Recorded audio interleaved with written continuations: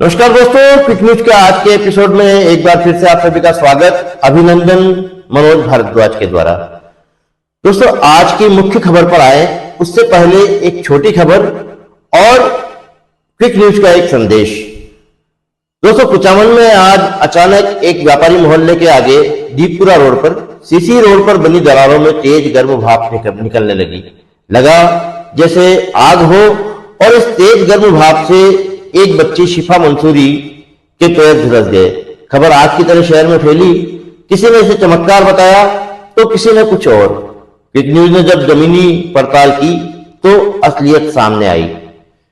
दोस्तों, साल भर पहले कुचामन के एसडीएम ऑफिस से थोड़ा आगे बढ़ते हैं, वहीं पर एक तिराहा आता है और उसी तिराहे पर लगभग साल भर पहले सीमेंट की जो परत थी वो अपने स्तर से 1 फीट ऊपर उठ गई थी। उस समय भी यह घटना कुचामन में कौतूहल का विषय बन गई थी। दरअसल दोस्तों, ज्यादा गर्मी पड़ने के बाद जब अचानक से बरसात होती है तो ऐसा होना मुमकिन हो जाता है। कई बार हम देखते हैं कि सीसी रोड के बीच में दरारें छोड़ दी जाती है और उनमें डामर भर दिया जाता है। जब गर्मी पड़ती है तो उन दरारों की डामर में बुदबुदे से उठने लगते हैं। वह गैस होती है दोस्तों, जो गर्मी के कारण सीमेंट की परत के नीचे बनती है। जहां सीमेंट की परत कमजोर होती है वहां से निकलने लगती है। बहरहाल यह कोई बड़ी भारी घटना नहीं है। हाँ, बच्ची शिफा के पैरों में तकलीफ जरूर हुई। उसके लिए ईश्वर से दुआ कि बच्ची को स्वस्थ करे।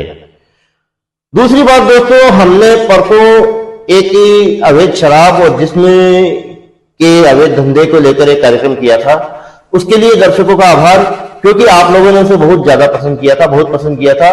साथ ही एक निवेदन भी कि उस कार्यक्रम के बाद हमारे पास धमकियों और प्रलोभनों के फोन आए थे। तो यहां स्पष्ट कर देना चाहता हूं कि आपकी धमकियों से हम पर कोई असर होने वाला नहीं है।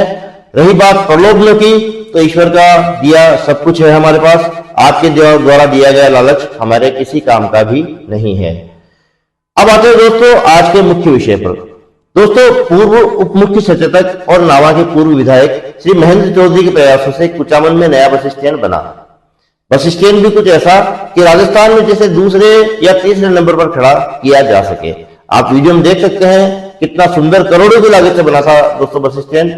अब यह नया बस स्टैंड बन गया तो यातायात का दबाव करने के लिए पुराने बस स्टैंड से बसों का संचालन एक बार का बंद कर दिया गया और चमत्कारिक रूप से कुचामन सिटी में यातायात का दबाव कम हो गया था। उस वक्त बहुत कम हो गया था, क्योंकि बड़ी बसें और बड़े वाहन शहर के अंदर नहीं जाते थे, सीधे बाहर से ही निकल जाते थे। लेकिन फिर राजनीतिक दबाव के चलते, क्योंकि उसके तुरंत बाद चुनाव आ गए थे, दबाव के चलते पुराने बस स्टैंड से यातायात को चालू करना पड़ा और करोड़ों की लागत से बना नया बस स्टैंड लगभग बेकार सा हो गया। अभी 7 बजे के बाद वहां पर कोई भी नहीं जाता है। 7:30 बजे जैसे अंधेरा गहराने लगता है वहां पर कोई नहीं जाता है और एकदम सुनसान वहां हो जाती है। दोस्तों, ये कैसा विकास था? जहां 1 और करोड़ की लागत से बस स्टैंड बना, उस बस स्टैंड का कोई उपयोग ही नहीं। इसी तर्ज पर पिछले दिनों अस्पताल से संबंधित फैसला भी किया गया। शाकंबरी मंदिर रोड के पास नया चिकित्सालय बनाने का बहुत अच्छा निर्णय था। इसमें कोई शक नहीं कि शहर का विकास इससे काफी बढ़ेगा। इस चिकित्सालय के लिए 32 करोड़ रुपए भी राज्य सरकार द्वारा स्वीकृत किए गए, जारी करवा दिए गए। लेकिन लगभग 2.5 माह से इस चिकित्सालय का निर्माण भी रुका हुआ पड़ा है और इसी बीच एक और तुगलकी फरमान जारी हुआ। दोस्तों, आपकी स्क्रीन पर सभी सूचनाएं दी जा रही है, साथ में रजिस्ट्री के पेपर भी दिए जा रहे हैं। शहर से लगभग 5 किलोमीटर दूरी पर स्थित है श्री बालाजी डेवलपर्स द्वारा निर्मित कॉलोनी कुचामन वैली। बहुत ही बड़ा प्रोजेक्ट है। आप वीडियो में देखिए कुचामन वैली में घुसने के बाद भी लगभग 2 से 3 किलोमीटर अंदर कुचामन वैली के अंतिम छोर पर जो डूब क्षेत्र आता है, चिकित्सालय के लिए 18.5 बीघा जमीन चिकित्सालय के नाम पर डेवलपर द्वारा डोनेट की गई और इसकी रजिस्ट्री पीएमओ कुचामन के नाम से हुई है। इस संबंध में कुचामन के जागरूक युवक देवी सिंह चौहान और राजकुमार गौड़ आदि ने अपनी आवाज बुलंद की है। साथ ही कम्युनिस्ट पार्टी के अब्बास खान भी इसके खिलाफ खड़े होने को तैयार हैं। दोस्तों, प्राप्त सूत्रों के अनुसार चिकित्सालय की सबसे संवेदनशील इकाई महिला एवं बाल चिकित्सा इकाई को वहां पर स्थानांतरित किया जाना है। अब ऐसी संवेदनशील इकाई इतनी दूर ले जाने का क्या औचित्य है, समझ में नहीं आता। शहर में विरोध के स्वर धीरे धीरे उठने लगे हैं। गर्भवती महिला का शहर से 8 किलोमीटर दूर पहुंचना कितना मुश्किल है, जबकि शहर के मध्य में चिकित्सालय स्थित है। दोस्तों, मुख्य चिकित्सालय शाकंभरी रोड पर होगा और महिला एवं बाल चिकित्सालय उससे भी दूर होगा, तो महिलाओं को कितनी तकलीफ का सामना करना पड़ेगा आप स्वयं सोच सकते हैं। और जो बहुत बड़ी बिल्डिंग, जो बहुत अच्छी बिल्डिंग कुचामन चिकित्सालय की है, उसका क्या होगा, क्योंकि यहाँ से चिकित्सालय दोनों स्थानांतरित हो रहे हैं।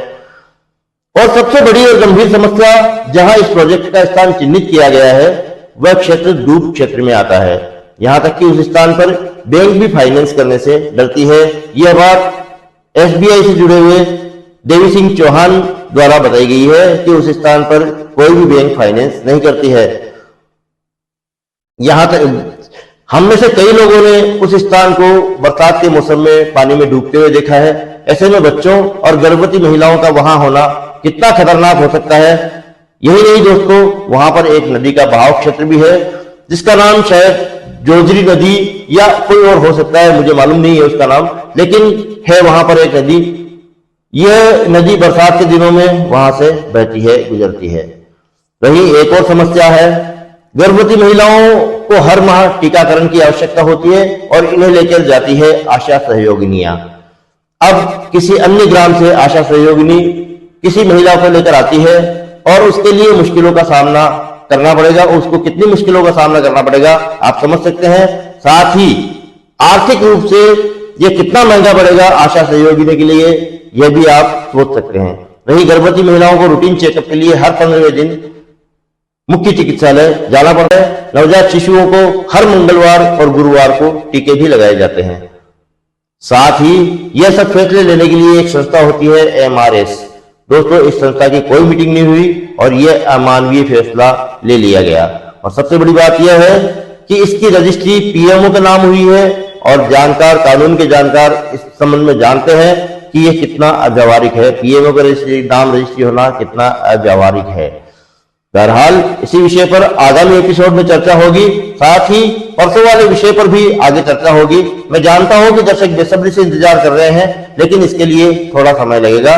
जल्दी ही दोनों विषय आपके सामने पूरे वर्णन के साथ, पूरे विवरण के साथ रखे जाएंगे। विश्वास रखिए, आपके सामने सभी बातें पूरी तरह से खोल दी जाएगी और साफ साफ रूप से पोल खोल की जाएगी। तो धन्यवाद दोस्तों, आभार, शुक्रिया।